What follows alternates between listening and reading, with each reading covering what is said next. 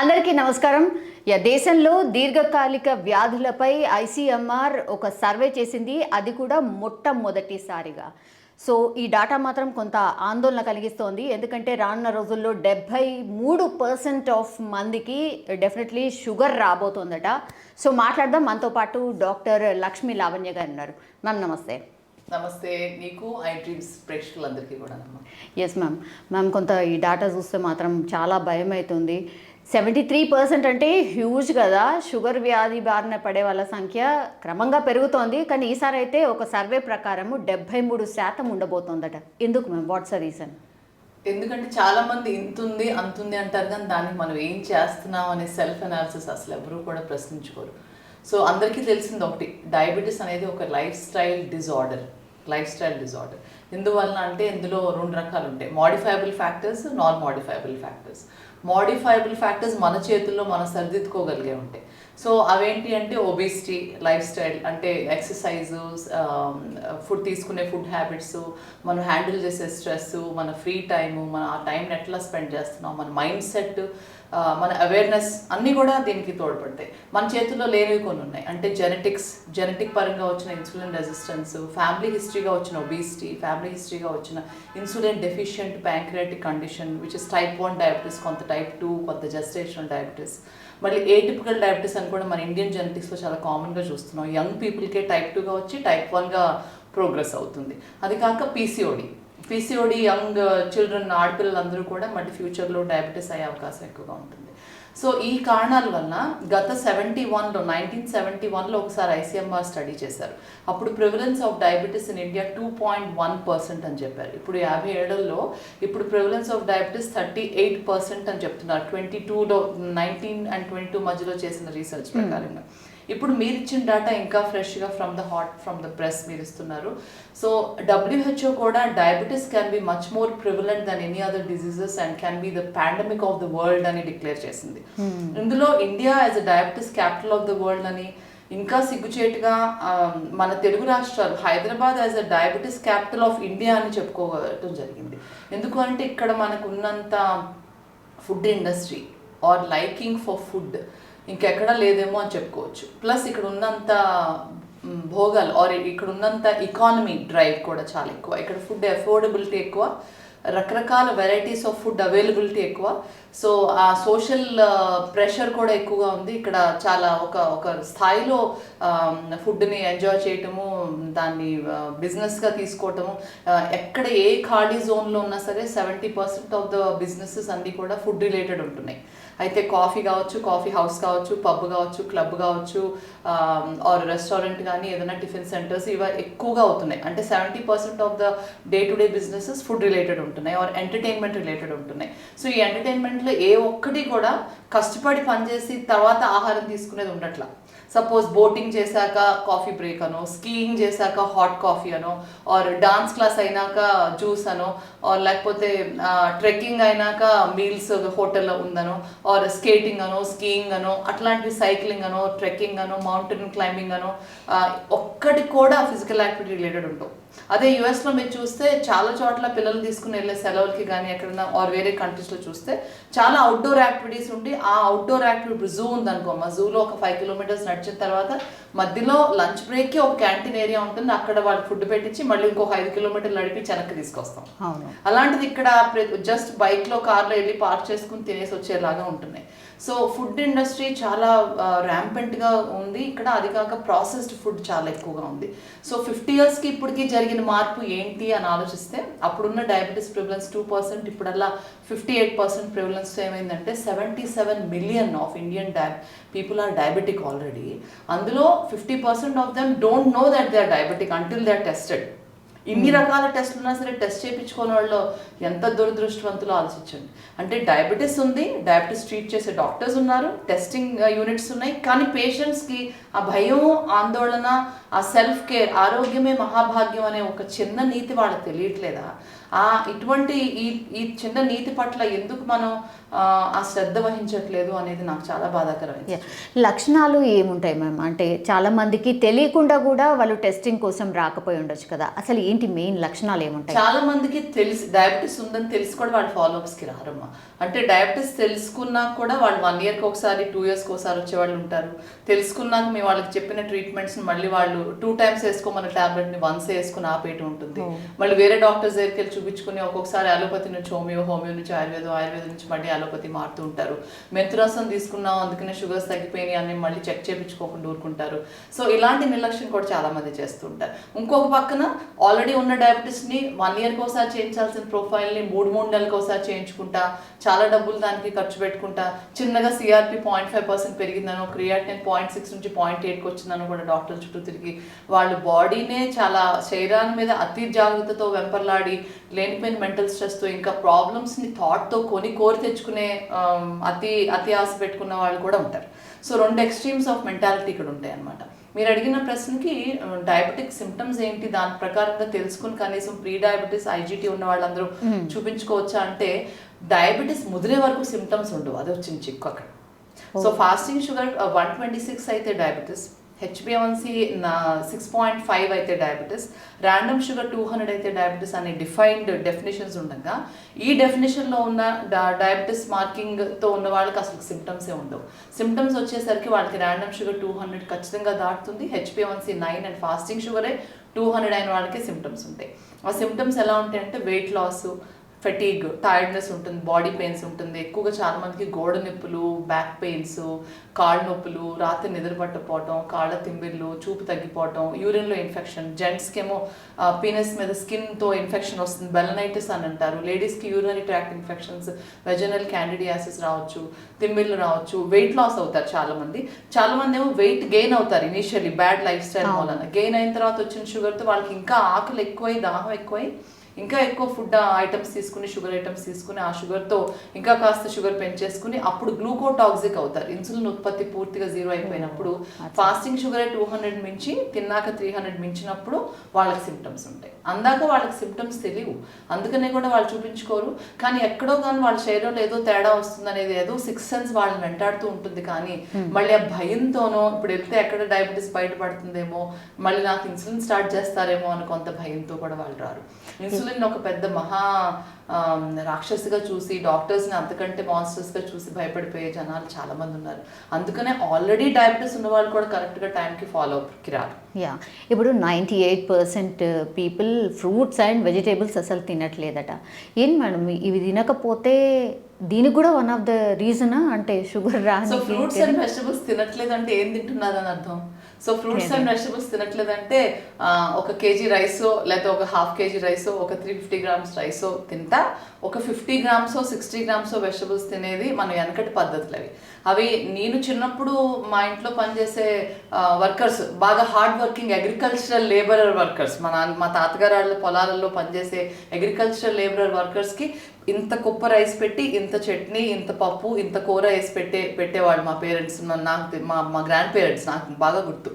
అంత కుప్ప రైస్ వాళ్ళు ఎలా తింటారు, దీన్ని ఎప్పుడు జీవనించుకుంటారని ఆలోచించుకునేదాన్ని. ఆ రోజుల్లో అంత కుప్ప రైస్ తిని వాళ్ళు మళ్ళీ ఎమ్మటే చేనులోకి వెళ్ళిపోయి చాలా దూరం నడిచి ఎంతో హార్డ్ వర్క్ చేసేవారు. సో ఆ లైఫ్ స్టైల్కి అంత రైస్ కరెక్ట్. కానీ ఇప్పుడు కూడా చాలా మంది అంత రైస్ ఇష్టపడి తినేవాళ్ళు ఉన్నారా లేదా మీరు చెప్పండి. ఇప్పటికి ఇంత అవేర్నెస్ వచ్చినా కూడా వైట్ రైసే ఇష్టపడే వాళ్ళు ఉన్నారా లేదా మీరు చెప్పండి. ఇప్పుడు కూడా ఇంత అవేర్నెస్ వచ్చాక కూడా morning white idli, white dosa, white upma తింటారు. రాత్రి మేము ఏమి తినవు madam, only idli, only tiffin చేస్తామంటారు. టిఫిన్లో వాళ్ళు తినేది ఏంటంటే ఇడ్లీ, దోశ, ఉప్మా, మళ్ళీ లేకపోతే చపాతీ ఎలా చేసుకుంటారంటే మొత్తం హస్క్ తీసేసి గోధుమలు మెత్తగా ఆడిచ్చేసి ఆల్మోస్ట్ మైదా పిండికి ఈక్వల్గా అవటానికి గోధుమ పిండే, కానీ దాని పోషకాహారాలు 0. మళ్ళీ వాళ్ళు తినేది పోనీ కాయగూరలు అయితే తింటారంటే తినరు, ఓన్లీ పప్పు తింటారు. పప్పులో ఏ రకం తింటారు? హైలీ రిఫైన్డ్ తూర్ దాల్ అంటే మన కందిపప్పు తింటారు. దానిపైన పొట్టు ఉండకుండా అది మొత్తానికి కంప్లీట్లీ రిఫైన్డ్ పప్పు తింటారు. పప్పు, rice or idli or dosa or chapati తినేవాళ్ళు 50% పాపులేషన్ ఉంటే దురదృష్టం శాతం ఇంకో 50% పాపులేషన్ కర్రీ పాయింట్లో కూరలు తెచ్చుకుంటా లో ఓన్లీ కొంచెం పికిల్ వేసేసుకుని తినేవాళ్ళు ఉంటే, ఇంకా చాలా మంది ప్రపంచవ్యాప్తిగా మైదా పిండి మీద ఎక్కువ బతికే వాళ్ళు ఉన్నారు. ఎన్నో పూర్ దేశాలలో చాయ్ అండ్ బన్తో బతుకుతారు. ఆర్ ఈవెన్ ఇన్ యుఎస్ లాంటి అగ్రదేశాలలో కూడా సోషల్ సెక్యూరిటీ కార్డ్స్ మీద లో సోషల్ ఎకనామిక్ అందరూ కూడా బంగాళదుంప మైదా పిండితో చేసినవి మాత్రమే తినగలిగే అఫోర్డబిలిటీ వాళ్ళకు ఉంటుంది.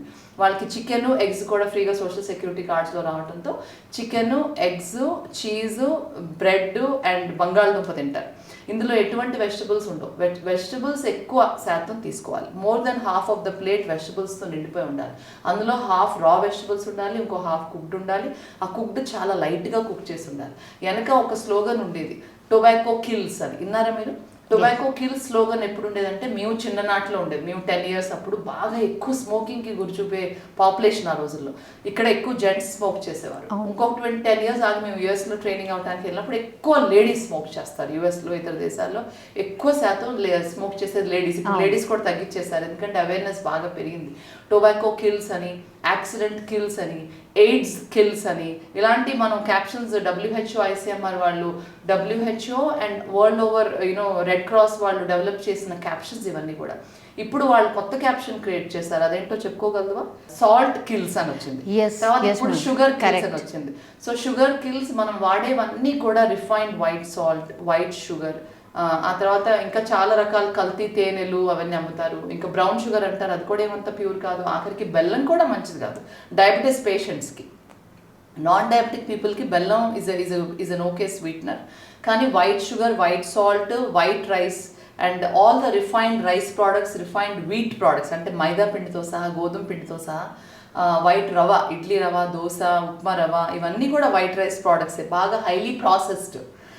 వైట్ కలర్ ఏదున్నా సరే అవాయిడ్ చేయాల్సిందే. వైట్ కలర్ ఏదున్నా, ఆఖరికి అట్టి పండుతో సహా, కొబ్బరికాయ, కొబ్బరి నీళ్లతో సహా అవాయిడ్ చేయాల్సిందే, ఎందుకంటే అందులో కూడా షుగర్ ఉంటుంది. ఓకే, కొబ్బరి బొండం అనేది ఏమవుతుందంటే ఎవరైనా డీహైడ్రేటెడ్గా ఉండి నాన్ డయాబెటిక్ పీపుల్కి ఇట్స్ అ బెటర్ డ్రింక్ దాని cool drink or coffee or tea కంటే కొబ్బరి బొండం బెటర్. కానీ ఆల్రెడీ డయాబెటిక్ పీపుల్కి అవాయిడ్ చేయాల్సిన లిస్టు చాలా పెద్ద లిస్టు. ఇందులో ఎన్నో రకాల అపోహలు, ఎవరికి ఏది ఇష్టం ఉంటే అది అడాప్ట్ చేసేసుకుంటారు. బెల్లం తినొచ్చు కదా అని బెల్లంతో అన్ని రకాల స్వీట్స్ వండుకుని తింటారు. పపాయ తినొచ్చు కదా అని బాగా ముగ్గిన తీయటి బొప్పాయి పండు, ఫుల్ పండు తినేసి 300 షుగర్లు పెంచుకుని వచ్చేవాళ్ళు ఉంటారు. సో ఇందులో నీకు ఏమర్థమైంది, ఆర్ నాకేమర్థమైంది, ఆర్ మనందరికీ ఏమర్థమైంది అంటే, మనకి అన్ని విషయాలు తెలుసమ్మా, తెలియంది ఏదీ లేదు. ఆఖరికి ఒక పిచ్చికి ఎలా తినాలో అలాగే తిని పిచ్చికి సైజ్ మెయింటైన్ చేయగా, కుక్క పిల్లి వాటిల్ సైజు అవి మెయింటైన్ చేయగా, ఎక్కువ తింటే ఎగరలేననే ఒక బాతు కూడా దాని సైజ్ అది మెయింటైన్ చేయగా, ఆఖరికి గాడిది, పంది, ఏనుగు కూడా వాటిల్ సైజు అవి మెయింటైన్ చేయగా, ఏనుగేమి డైనోసార్ సైజులోకి వెళ్ళట్లేదే, పంది ఏనుగు సైజుకి వెళ్ళట్లేదు. సో మనుషులు ఎందుకు మనం సైజు మార్చుకోగలుగుతున్నాం? ఎక్కడో ఏదో లోపం ఉంది, ఏదో పెద్ద లోపం ఉంది, ఏదో ట్రిగర్ కొట్టేసింది జనాలకి. సో నేనేమనుకుంటున్నాను, నాతో సహా నేను కూడా కొంచెం ఓవర్ వెయిట్ ఉన్నాను. ఈ స్పెక్ట్రంలో అందరూ ఉంటాం. ఎందుకంటే ఎక్కడ మనం వెయిట్ కొంచెం పెరిగామో అక్కడ మనం గమనించుకుని దాన్ని మనమే సరిదిద్దుకుని వెనక్కి లాక్కోవటం. ఇప్పుడున్న లైఫ్ స్టైల్ డిజార్డర్స్ అన్నీ కూడా life style, processed food, processed industry, కాలుష్యంతో వచ్చాయి. ఈ కాలుష్యం మనం చూస్ చేసుకుంటున్నాం. ఎవరు చూస్ చేస్తారు? ఎవరు చెప్పారు అసలు వైట్ రైస్ని 2 రూపాయలకి అమ్మమని? జొన్నలు సజ్జలు పండించకుండా వైట్ రైస్ పండించడం మొదలుపెట్టారు. 2 రూపాయల బియ్యము, అన్ని ఫ్రీ భోజనాలు, ఫ్రీ మధ్యాహ్నం భోజనాలు, స్కూల్లో పిల్లలకి వైట్ రైస్ పెట్టమని ఎవరు చెప్పారు? ఎక్కడ వచ్చింది ఈ పాలసీ? ఎవరు అడాప్ట్ చేసుకున్నారు ఈ పాలసీ? సో ఇలా రావటం మొదలుపెట్టినాక జొన్నలు పండించే రైతులు కూడా రైస్ పండించడము, రైస్ పండించే రైతులు అందరూ మిల్లు ఆడించడము. ఎందుకంటే వైట్ రైస్ అయితేనే పోద్ది వాళ్ళకి, బ్రౌన్ రైస్ ఎవరు తీసుకోరు. ఏ స్కూల్ కూడా మధ్యాహ్నం భోజనం బ్రౌన్ రైస్తో పెట్టదే. ఎందుకు పాలసీ మార్చట్లేదు? ప్రభుత్వాలకు తెలీదా? రైతులకు తెలీదా? వండించుకునే రైతు తింటాడా? ఎక్కడన్నా నువ్వు చూడు, వైన్ షాప్ వాడు వైన్ అమ్ముతాడా, వైన్ తాగుతాడా? వైన్ అమ్ముతాడు, తాగడు. సో వైన్ తాగుతా కూర్చుంటే వాడు వైన్ ఎలా అమ్ముతాడమ్మా? అలాగే రైతు కూడా బ్రౌన్ రైస్ పండించి మిల్లుకిచ్చి వైట్ రైస్ చేసి ఎక్స్పోర్టో పర్చేస్కో పంపిస్తారు. కానీ వాళ్ళు మాత్రం వైట్ రైస్ తినరు. వాళ్ళు దంపుడు బియ్యమో, లేకపోతే జొన్నలో, లేకపోతే రాగులో, రాగి జావో తాగి పొద్దున్నే చేలో పనిలోకి వెళ్తారు. సో మేము ఎండోక్రినాలజీ చదువుకున్నాక మేము వైట్ రైస్ మానేసి బ్రౌన్ రైస్ తింటూ మొదలుపెట్టి 14 years అయింది. నేనే కాదు, ఆల్మోస్ట్ అందరూ ఎండోక్రినాలజిస్టులు white idli, white dosa, white upma తినాలంటే చాలా భయపడతాం. అలాగే ఆల్ కార్డియాలజిస్టులు ఉప్పు వేసుకోవాలన్నా నెయ్యి వేసుకోవాలన్నా వాళ్ళకి ముందు హార్ట్ అటాక్ వచ్చాక వాళ్ళు వేసుకుంటారు, ఎందుకంటే వాళ్ళకి వాళ్ళ ట్రేడ్ సీక్రెట్స్ తెలుసు. మేము అన్నీ చెప్తుంటే ఏమనుకుంటారంటే పేషెంట్స్ వీళ్ళు చాదస్తాం, వీళ్ళు ఎప్పుడు ఇదే చెప్తూ ఉంటారు, ఎప్పుడు వాకింగ్ చేయమంటారంట. కనీసం లెగ్సి కొన్ని స్టెప్స్ కూడా నడవరు. దానికి ఎన్ని రకరకాలు డెవలప్ చేశారు. ఐ హెల్త్ అని, ఇది మన ఫిట్బిట్ అని రకరకాలుగా డెవలప్ చేసినా సరే కనీసం ప్లేస్ లేచి కదలరు, నడవరు.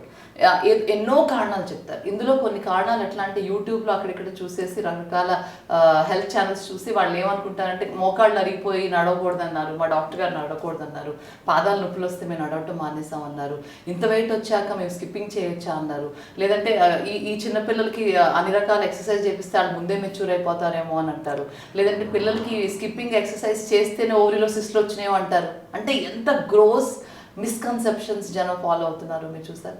అంటే వాళ్ళు చక్కగా ఎక్సర్సైజ్ చేసుకోకుండా లేజీగా కూర్చుండగలిగే ఏ టిప్ ఉంటే ఆ టిప్ వాళ్ళు అడాప్ట్ చేసేసుకుంటారు. అంటే హెల్త్ టిప్స్ని కూడా వాళ్ళు చాలా వంకరతనంగా వాళ్ళు అడాప్ట్ చేసుకుంటున్నారు. అంటే జనానికి తెలివితేటలు అనుకోవాలా, అతి తెలివితేటలు అనుకోవాలా?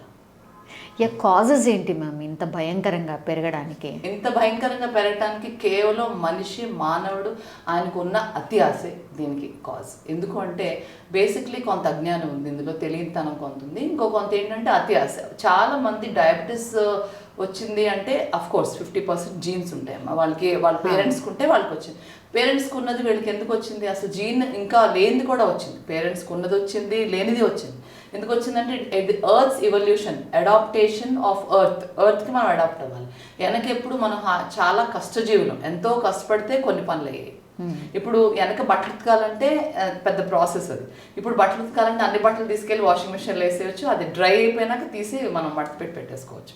సో వెనక ఒక ఇడ్లీ పిండి రుబ్బాలంటే పెద్ద ప్రాసెస్ అది. ఇప్పుడు ఇడ్లీ పిండి 1 నిమిషంలో రుబ్బవచ్చు. అంటే లైఫ్ స్టైల్ ఎంత మారిపోయిందో చూడండి.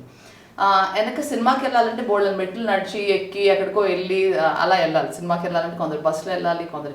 ఇప్పుడు సినిమా చూడండి నెట్ఫ్లిక్స్, అసలు కదలక్కర్లా, జస్ట్ ఆన్ చేసి ఎయిర్ ప్లే చేసుకుంటే టీవీలో వచ్చేస్తుంది. అవునా కదా చెప్పండి. సో దేనికి కష్టపడకుండా మనం అన్నీ అయిపోతున్నాయి. So it's a developmental world. ఇలా కష్టపడకుండా అన్నీ అయ్యే రోజుల్లో వెనక ఇంత కుప్ప రైస్ తింటే మనం ఇప్పుడు ఇంత రైస్ తిన్నా ఎక్కువైపోవాలి. కానీ అది గ్రహిస్తున్నారు అందరూ? గ్రహించట్లా.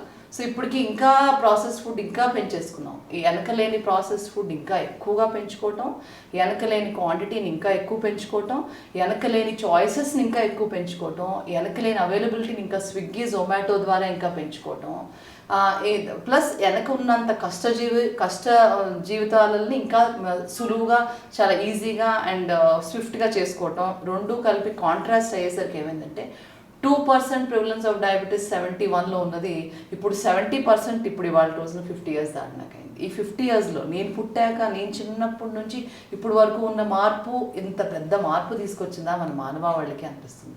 అంటే దీన్ని ఎవరు పట్టుకోవాలి, ఎవరు అర్థం చేసుకోవాలి? మనుషులే అర్థం చేసుకోవాలి. మనుషులు అర్థం చేసుకుని ఏం చేయాలి? వైట్ రైస్ని ఎట్టి పరిస్థితుల్లో నేను వండను, నేను పెట్టను, నేను ఎవరికి సర్వ్ చేయను అనుకోవాలి, నేను కొనను అనుకోవాలి. అప్పుడు ఏమవుతుంది? అప్పుడు ప్రతి ఒక్కళ్ళు బ్రౌన్ రైస్ మీదకి మాకు చూపుతారు. ఎవరు ఏ మిల్లు కూడా వైట్ రైస్ ప్రాసెస్ చేయదు. ఇడ్లీ రవ్వ కొంట మానేశారనుకోండి, ఓన్లీ జొన్న రవ్వ కొన్నారనుకోండి, అప్పుడు ప్రభుత్వాలు ఏం చేస్తాయి? జొన్నలే పండిస్తాయి. అవును కదా? పెసరట్టే తింటున్నాం అనుకోండి, పెసరట్టు కూడా పొట్టుతో సహా రుబ్బుకోవాలి, అది పొట్టుతో సహా. సో అప్పుడు మనకి ఏమవుతుంది? తక్కువ పెసలతోనే ఎక్కువ అట్లు అవుతాయి, మనకు కూడా ఒబిసిటీ తగ్గుతుంది. రిఫైన్డ్ ఆయిల్స్ కొంట మానేస్తే రిఫైన్డ్ ఆయిల్ ఉత్పత్తి మానేస్తారు, మ్యానుఫ్యాక్చరింగ్ మానేస్తారు. మీ స్మోకింగ్ ఎవరు చేయకపోతే సిగరెట్స్ ఎవరు తయారు చేస్తారు? అది చెప్పండి. ఎవరు డ్రింక్ చేయకపోతే ఆల్కహాల్ షాప్స్ ఎందుకు వస్తాయి? అసలు ఎవరు బయటకు వెళ్ళి తింటూ మానేస్తే బయట ఉన్న రెస్టారెంట్స్ అన్ని మూసి కూర్చోవాలి, అందరూ హెల్దీ పీపుల్ అయిపోతాయి. సో మనుషుల్లో మార్పు రావాలి. ఇది అందరికి తెలియదు, ఎవరికీ లేదు. నేను ఇందాక చెప్పినట్టుగా ఇందాక బర్డ్, పిచ్చుక, ఏనుగు ఎగ్జాంపుల్ నేను అందుకే తీసుకున్నాను. ఇది ప్రతి మానవుడికి, చిత్తశుద్ధి ఉన్న ప్రతి మానవుడికి ఆ లోపలికి తిరిగి చూస్తే మన అందరికీ తెలుసు మనం ఏం చేయాలి. మనం ఎన్నింటికి లేవాలి? 7 లోపు ఎంత టైం ముందు లేస్తే అంత టైం సరిపోతుంది మనకి. అసలు exercise magical tricks to reverse diabetes ఏంటి? అట్లీస్ట్ 5 kilometers వాకింగ్ చేయాలి ఎవ్రీడే. మళ్ళీ కొంత ప్రాణాయామం చేయాలి, ఎందుకంటే ప్రాణాయామకి కొన్ని హీలింగ్ టెక్నిక్స్ ఉంటాయి. ప్రాణాయామంతో మన మైండ్ సెట్ క్లారిటీ ఉంటుంది, మనం హాయిగా నిద్రపోవచ్చు, మన ఆలోచన విధానం తగ్గుతుంది, మన సంకల్పాలు ఆలోచనలు తగ్గుతాయి, దాంతో మనకు కొంత ప్రశాంతత వస్తుంది, మన హృదయంలోంచి ఉన్న కొంత ఉల్లాసంతో మన బాడీ కూడా హీల్ అవుతుంది, దాంతోపాటు ప్యాంక్రియాస్ హీల్ అవుతుంది. సో ఇవన్నీ ప్రాణాయామం చేయమని చెప్తాం. ప్రాణాయామం చేయాలి, 5 కిలోమీటర్స్ వాకింగ్ చేయాలి, యోగా చేయాలి, ఎందుకంటే స్ట్రెచ్ చేయాలి బాడీని. యోగాలో కూడా హై క్వాలిటీ యోగా చేయాలి, చక్కగా సూర్య నమస్కారాలు, చక్రాసనం, వజ్రాసనం, భుజంగాసనం, or pushups, or weights, or some gym activity లాంటిది, or any other martial arts లాంటిది, or any good sports, or dance చేయొచ్చు. సో మనకి ఇష్టమైనది ఏదో ఒక యాక్టివిటీ మనం దాన్ని చేసుకుని అది చేసుకోవాలి. అది ఎంతమందికి టైం ఉంటుంది? అందరూ కూడా నేను చూస్తున్నాను, ఎక్కువ పాపులేషన్ సిటీస్లో 7 తర్వాతే లేస్తారు, ఫుల్ సన్ రైజ్ అయినాక వెళ్ళేస్తారు. ఈ లోపు లేచే వాళ్ళు ఎవరంటే చాలా ఎర్లీగా వెళ్ళేవాళ్ళు, అంటే టీచర్స్ కానీ, డాక్టర్స్ కానీ, ఆర్ కొన్ని జాబ్స్లో 8కి రిపోర్టింగ్ చేసే ఉంటాయి, దాని గురించి వెళ్తున్నారు. కానీ చాలా జాబ్స్ 10కి 11కి రిపోర్టింగ్ ఉంటాయి. 10కి 11కి రిపోర్టింగ్ ఉన్నప్పుడు వాళ్ళు చాలా లేట్గా లేసి లేట్గా ఎండ్ అయ్యే జాబ్స్. సో లేట్గా ఎండ్ అవుతాయి, అరౌండ్ ఈవినింగ్ 8 or 9కి క్లోజింగ్ అవుతుంది. సో వాళ్ళకి ఎప్పుడు టైం ఉంటుంది? సో ఇతర దేశాలలో చాలా చోట్ల 8 o'clock, 9 o'clock, 10 o'clockకి కూడా బయట రన్నింగ్ చేస్తూ కనపడతారు మనకి. చాలా స్నోలో ఎంతో చలిగా ఉన్నప్పుడు స్పైక్ షూస్ వేసుకుని మరీ రన్నింగ్ చేస్తారు. మన దేశాలలో మొదటి నుంచి కూడా ఎక్సర్సైజ్గా చేయటం అనేది తక్కువే. ఎందుకంటే మనం బట్టలు ఉతకటానికో, ఇల్లు ఊడటానికో, లేకపోతే ఇల్లు తొడవటానికో, లేకపోతే ఆ పప్పు రుబ్బటానికో ఎక్సర్సైజ్ అయిపోయింది మనది. లైఫ్ స్టైల్లోనే మనకి ఎక్సర్సైజ్ ఇన్కార్పొరేట్ అయి ఉన్న genetic predisposition or way of living అనుకోవచ్చు. సడన్ గా లివింగ్ స్టైల్ మారింది. సో మారినప్పుడు ఏమైందంటే మనకి ఎక్సర్సైజ్ అనేది ప్రత్యేకంగా ఒక టైం కేటాయించుకుని చేసే పరిస్థితి వచ్చింది. సో దానికి మనకు అలవాటు లేదు. చాలా దేశాలలో ఆల్రెడీ మనకంటే ఒక 500 years ముందు డెవలప్డ్ దేశాలు. సో మా 500 years అంటే వాళ్ళకి మిక్సీలు, వాషింగ్ మిషన్లు, మనకి ఇప్పుడు 150 years నుంచి వస్తే వాళ్ళకి 200 years నుంచి మిక్సీలు, వాషింగ్ మిషన్స్ ఉన్నాయి. మనకి ఎలక్ట్రిసిటీ అబౌట్ 70 years నుంచి వస్తే వాళ్ళకి ఎలక్ట్రిసిటీ 270 years నుంచి ఉంది. సో వాళ్ళకి అలవాటు అయిపోయింది. సో వాళ్ళు ఒక ఎక్సర్సైజ్ని ఒక రొటీన్ చేసుకోవడం వాళ్ళు అలవాటు పడిపోయారు. ఇప్పుడు మనం ఏం చేయాలి కొత్తగా, మీరు నువ్వు అన్నట్టుగా, అంటే మనం completely reset of the mind చేసుకోవాలి. రీసెట్ అంటే మన లైఫ్ స్టైల్లో ఇన్కార్పొరేట్ చేద్దామా, ఆర్ మన జాబ్ టైమింగ్ తగ్గిద్దామా? జాబ్ టైమింగ్ తగ్గిస్తే మనకు వచ్చే ఆదాయం పడిపోద్ది. ఆదాయం పడిపోతే మనం పెద్ద పెద్ద ఇళ్ళు, ఈఎంఐలు, ఇంకొక ఇల్లు, ఇంకో కూతురికి ఒక ఇల్లు, కొడుకోక ఇల్లు కొనలేం. సో మన కోరికలు తగ్గించుకోవాలి, భయం తగ్గించుకోవాలి. రేపు ఎప్పుడో ఫ్యూచర్లో మనకి ఏదో అయిపోతే ఏమవుతుంది మహా అయితే బాడీ ఏమవుతుంది, బాడీ ఇంకా వర్స్ట్ అయిపోతుంది, మనం చచ్చిపోతాం. ఏముంది అందులో? Fear of death, fear of disease. ఇప్పుడు లేని ఫియర్ రేపెందుకు? ఇప్పుడు ఫియర్ అవుదాం, ఇప్పుడు చూపించుకుందాం షుగర్ ఎంత ఉందో, ఇప్పుడు లెగుద్దాం, ఇప్పుడు ఎక్సర్సైజ్ చేద్దాం, ఇప్పుడు తక్కువ తిందాం, ఇప్పుడు సాయంత్రం సలాడ్కి వెజిటబుల్స్ తెచ్చుకుని కోసుకుందాం. లెట్స్ లివ్ ఇన్ ద నౌలో చాలామంది జీవించరు, ఎప్పుడు రేపటి గురించి ఆలోచిస్తారు. సో ఇలాంటి మైండ్ సెట్ మారాలి.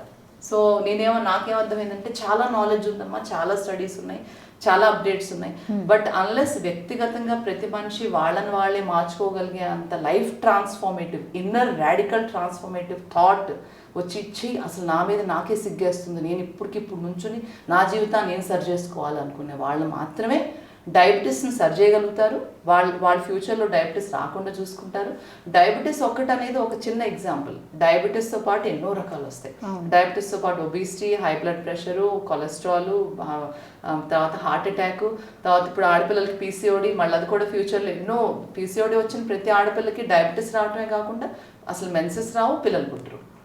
ఎంత దురదృష్టమైన పరిస్థితితో చూడండి. అంటే మదర్ ఎర్తే రిజెక్ట్ చేస్తుందా ఈ పిల్లల్ని ఫర్టైల్ అవ్వకుండా? ఎందుకంటే మదర్ ఎర్త్ని మనం అసలు డిస్రెస్పెక్ట్ఫుల్గా చూసుకున్నందుకు మనకి ఈ శాపం మళ్ళీ తిరిగి వచ్చిందా అన్నట్టుగా ఒక ఆలోచన వస్తుంది. Yes ma'am, thank you so much ma'am. Thank you అమ్మా.